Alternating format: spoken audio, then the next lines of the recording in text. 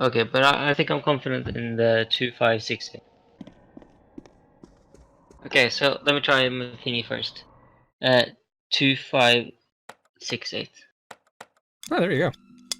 Oh my gosh, I got it! Holy fuck, I got it! Woo! Lost Face. This has to be the girl in here, right? Lost Face. Yeona was a popular girl. Not only was she pretty, she was musically talented as well, winning many awards since she was young. Everyone loved her. As often happens in these cases, everyone wanted to be friends with her, and she became egotistical. In contrast, Mi-suk was hardly known by anyone in school. She thought she was ugly, that caused her to have self-confidence issues, making her timid and introverted. Due to this, she had no friends to speak of. I'm gonna throw out some kind of random thing there. It's called a Lost Face. The ghost in this room had looked like she had burn marks on half of her face. I'm curious if maybe like the less popular girl kind of does something to the popular girl's face to make her less liked. Ooh, yeah. Go for Maybe. Due of this, she had no friends to speak of, even her classmates hardly acknowledged her existence. One day, Yeona was walking in the hallway while noisily chatting with her friends. Mi-suk, focused on cleaning, didn't realize anyone was there until Yeona ran into her. Mi-suk stumbled and dropped the mope bucket. Mope? Mope? Mop? Mop? It's French, moppe. Okay? Oh, okay, fair enough. Okay, she dropped the mop bucket she was carrying, spilling dirty water all over the hallway. Yeona never said sorry. She barely spared a glance at Mi-suk, then walked away silently. Angered, Mi-suk went after her and demanded an apology. Instead, she was mocked. What are you blubbering about? You're as ugly and dirty as mop water. Haha. The other girls snickered in agreement with Yeona's cruel remark. Mi-suk's face turned red with embarrassment and anger. From that day on, she was an easy target for bullying. Every time she walked by, everyone would mock her without caring if she could hear. As time passed on, her resentment towards Yeona grew to hatred for Yeona. She decided that she would get revenge on Yeona for what she had started.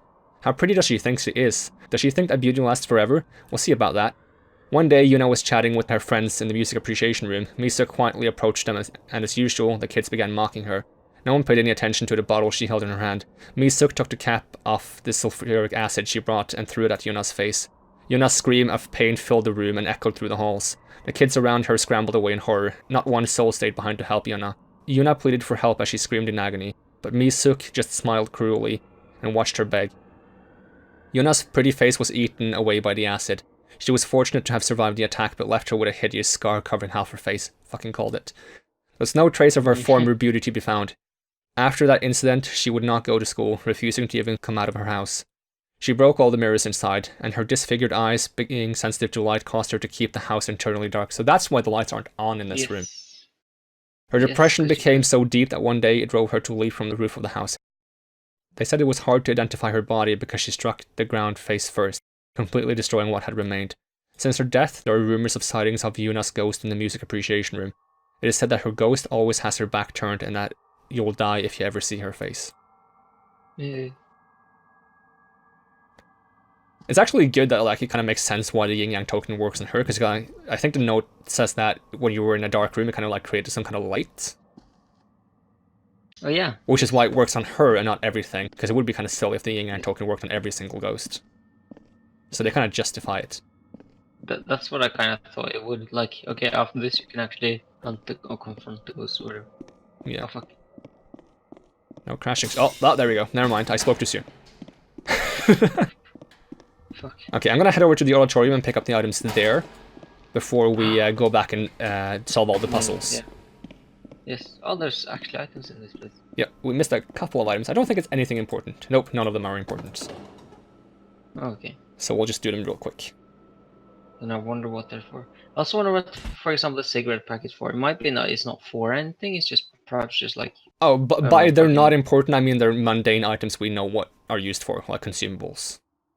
Oh. Because if they were something else, I wouldn't know if they were important or not, because I have not looked up what items are used for, obviously. Sure. I've solved everything myself. So, it's like soy milks and stuff. So there was a felt tip pen up here. Hey, cool, nice. I think some of these things we picked up, but we didn't save picking them up, so that's why they're back. Because I believe, yeah, there's a coin next to the vending machine. Pretty sure we picked that up at one point. How many items were in this place? 4, I think? Yes, 4. There's the coin here. Definitely picked this up at some point. Yes, because I remember I saying something about. There's a tranquilizer in Second floor, bottom left room. I reckon that's this room? Should be. Unless I misspelled right as L-E-F-T. Or bottom left is from where you get up the stairs. There we go. That's everything I found here. So now we go back to... Oh, I forgot she was still sitting there. Oh shit. Oh, At least she's still around. I feel bad about making her wait, but it's for a good cause. We don't want So-young to become possessed by a creepy demon thing. Yeah, even before she gets, Ji-hyeon gets it, but instead because we left her alone for so long. What if we all just No, nice. become possessed by creepy demon things and we all just live happily ever after in the creepy possessed demon school? Gosh. I mean, the ghost doesn't appear to annoy each other. That would be So I guess creepy. maybe- That would be so creepy if like there's a ghost that like hunts you in the beginning of the game and then you walk into a different room and you see like this spider girl or something like just eat the other ghost. Yeah. Like they eat each other to become more powerful or something. That would be very That would be scary. But appropriate. I guess like the only thing about scaring the school is being here when you're not a ghost. Alright, so we have a bunch of items now. Yes. This first, typewriter? Yeah. Even though that's in a different building, I feel like we should do it in the order we... No, paper cranes. You want to do paper cranes first? Yeah, because we're here now. So. Yeah, I kind of wanted to do it the order we found, like the place to complete the puzzle in. But yeah, we'll do paper cranes since we're here. Then we can also do the globe thing on the top floor if we want to. The question is, do we have enough paper cranes? Because my theory was, if we arranged these in the pattern of the white desk room... Yeah, that's fine. Because yeah, that's why you can take them away as well. That's some of them before. Yes! The white desk actually meant something! Oh my gosh, I'm so happy. Which ghost story though? Extreme Dieting Death. It's the Cantina Ghost. Right? Oh yeah. Has to be. Yes, it is. I didn't expect the paper cranes to be that one, though. Alright. No, me neither. Young Mi was a senior high school student and she had never been happy with her body. She was excited to become a university student with only the entrance exam standing in her way, but regretted that she wouldn't get to have any campus romance with her kind of body, so she would always say that she was on a diet. The strange thing was that she didn't look overweight to others. The people around her would tease her that she would actually gain a few pounds. That's a terrible idea. Still, young Mi doubted their words. When she looked in the mirror at the back of the classroom, she only saw an overweight girl. Look at what a pig I am. How could they call me thin? How could they say I could gain a few pounds? Oh, like she could gain a few pounds. I thought they said that she had gained a few pounds. Okay, never mind, I misread that. That's still a terrible idea, though. The only conclusion that young Mi could come to was that they were being sarcastic. Just you wait, I will become thin. I'll not eat anything until I'm thin. From that day on, young Mi didn't eat anything and would only drink water. She became thinner by the day until it was to the point where she was just skin and bones. She barely had the energy to even move, but she continued her refusal to eat. When she was forced to eat even just a little, she would run straight to the bathroom and throw up. She had lost so much weight that watching her walk around the school was a creepy sight. Her friends and teachers, who at first had been worried, began to avoid her. Then, one day a new boy transferred to her class. Wanting to make quick friends, he treated the whole class to pizza and burgers. With the teacher's permission, they served the food in the classroom and held a party. Everyone was able to enjoy the food while relaxing and letting go of their stress and preparing for the college entrance exam. The transfer student spotted young Mi sitting by herself by the window. Even in the celebratory mood, she was not eating. The thought never occurred to him that she was on a diet. He just figured that she didn't get her share yet. So she brought her one of the remaining burgers and a soda. No, I'm not eating. I won't eat anything. I'm still fat in the mirror, can't you see? Young Mi stood up and shouted with rage as she pointed at the mirror at the back of the classroom. Suddenly, the classroom went quiet. Her face was contorted with anger, and her eyes gleamed with insanity. Young Mi started snickering and looked around her. All the kids' eyes were locked on her in fear. To her, it seemed like they were staring with eyes filled with disdain. Young Mi stormed out of the classroom screaming. Nobody moved to stop her. In the end, she was found dead in the mountain nearby. Having starved to death, her classmates tried to figure out what young Mi meant with her last words. What did she mean by the mirror? We don't have a mirror in our classroom. Okay, that's actually kind of creepy. Wait. That's such a random part. What do you mean by mirror? I know there's a mirror. You need to go back to the classroom. I know there's a... Oh, fuck me. Every time. I know there's the mirror in the auditorium that we found super friggin' creepy. Yes, but like, we already saw the canteen and goes, I assume it's her, But I don't understand why she would sit there and eat. Yeah, and the continual ghost looked like she had not a school uniform. But yeah, I like that she was a continuum. Alright. If this, by any chance, is a ghost we haven't encountered, I would propose we go to the auditorium, to the mirror there, and we stare in the mirror for an extended period of time. Yeah, I guess maybe that's why, because we didn't stand it long. Yeah, I didn't want to stand here long. Yes. Okay, let's go to the auditorium. Okay, now I'm a bit freaked out. But the continuum ghost was so thin. Like, even on the picture as well, that we have encountered her. And, like, it kind of makes sense that, like, if she's starved to death, even though she wants to be thin, if we put out the food, she can't resist and just takes the food, but she becomes angry because she doesn't want to eat it, but we're putting out food and she can't resist. Because she got super mad when we gave her, like, instant lunch boxes twice. Yes. Yeah, so I feel it's her, but, you know... It's so bright here, though. Should you save first, in case it damages you? We just saved because we went through there. Oh, okay, yeah, that's true. Bracing myself. Eek. I don't have my... Should I put my hands on the keyboard again? I don't know. I am leaning backwards. I don't like that he's looking around, like, no. Moving his head, because I feel like when he moves his head, I should be moving my mouse, but he's moving his head on his own without my consent. Okay, oh yeah, I don't like it. Yeah, you should move your mouse. Well, I'm gonna give it 10 more seconds. 1, 2, 3, 4, 5, 6, 7, 8, 9, 10. Okay, guess nothing happens. Oh, I thought later on in there. If we can move the mirror to a classroom, that'd be nice. Well, we'll keep finding ghost notes and figure out if that is the ghost we have found or if it's a different one. Yeah, because like we could just go back to the main menu to check, but that's not fun.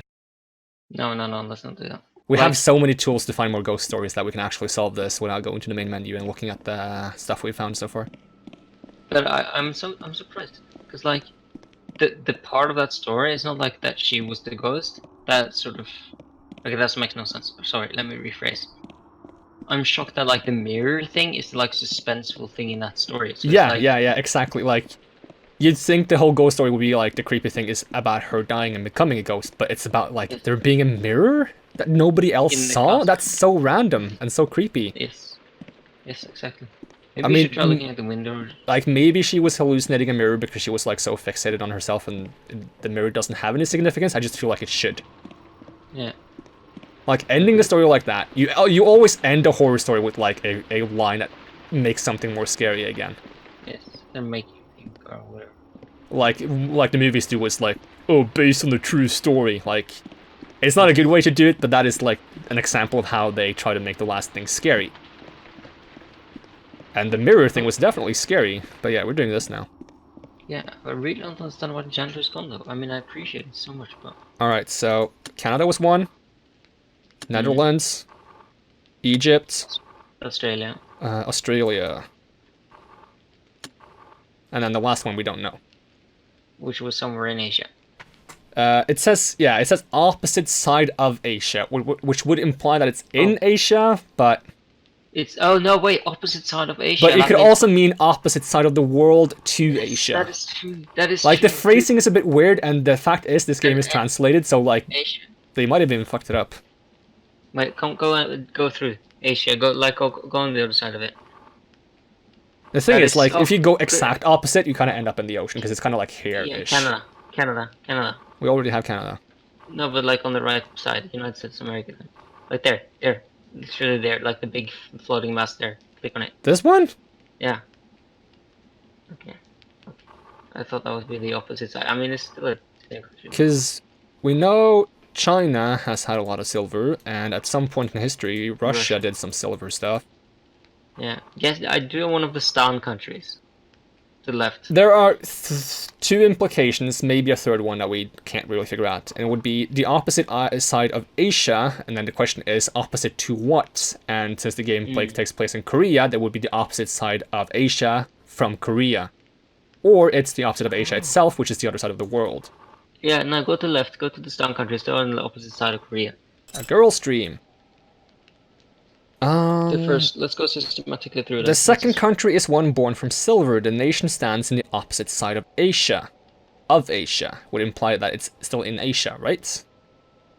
And they will never cry for me, that doesn't... Yeah, like, they will never cry for me. That could be maybe the Canada, or is that one of the others Canada? That's what I want to go through. Because maybe... Yeah, I figured that's why you wanted to do that, but we already figured that Canada was,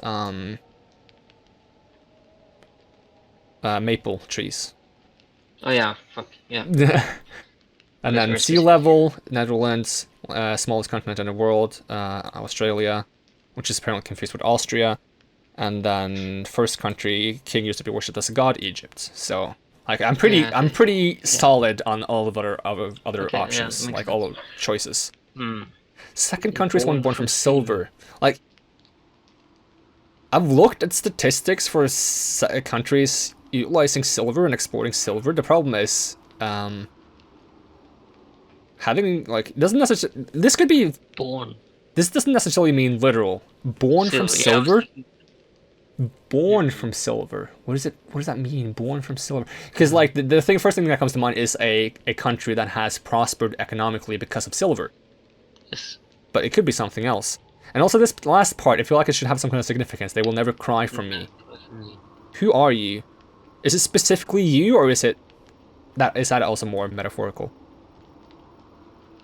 I want to travel the world after the big free world. What am I going to join me? I've marked the countries that I want to travel to. This place we used to study together.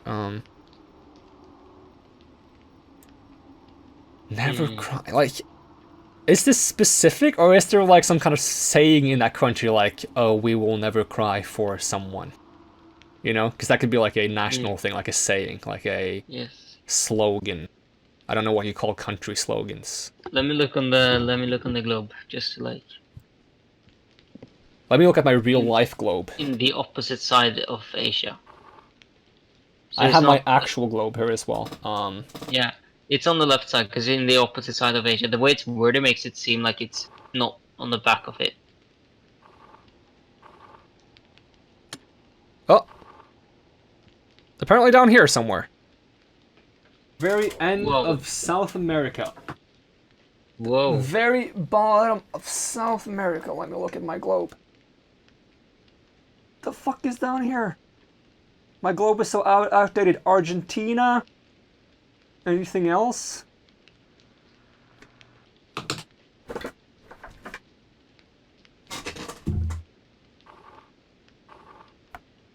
Okay, I'm gonna Google this. Alright, yeah, it's Argentina. It is Argentina. Argentina is known as the land of silver. Argentina's modern-day silversmith. Something, something, something. Argentina's... Oh, yeah, fucking... The chemical symbol of silver? Yeah. Is... AG, right? Yeah. Let's find a chemical word for silver.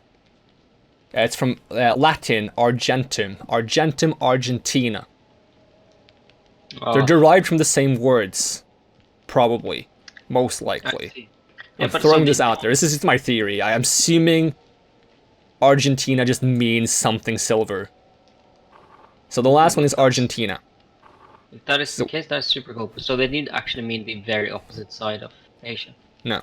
So it was like strange phrasing. Yeah. Alright. Canada. Argentina. It's so hard to click on. You can't even see it, which is why I didn't think it would be anything this far down on the globe. Same, Netherlands. Netherlands. It's Australia. And what are we missing? Egypt. Canada? Egypt, yeah. Something fell down. Right. I wonder which ghost this is. Tragedy brought by jealousy. Haven't we had an Unju before? Was that a different Unju? No, that was the note we just read about the traveling group. Oh yeah, I also of think course. it's But tragedy brought by jealousy. Wrote. Yes. Unju and young Hee were best friends. Being friends since childhood, they had no secrets between them. They spent so much time together that they could almost read each other's mind. When they entered high school, Eun-ju developed a crush on a guy a year older than her. Eun-ju would always prattle on and on about him to Young-hee. Strangely, Young-hee's reaction to her close friend's biggest interest in her life was rather icy. She would only wish her a curt good luck, then be silent until a new subject arose. One day, Eun-ju heard from another friend that the guy she liked had feelings for Young-hee instead. It turns out that Young-hee and the boy went to the same church. Eun-ju wondered why Young-hee had never mentioned that. It was weird.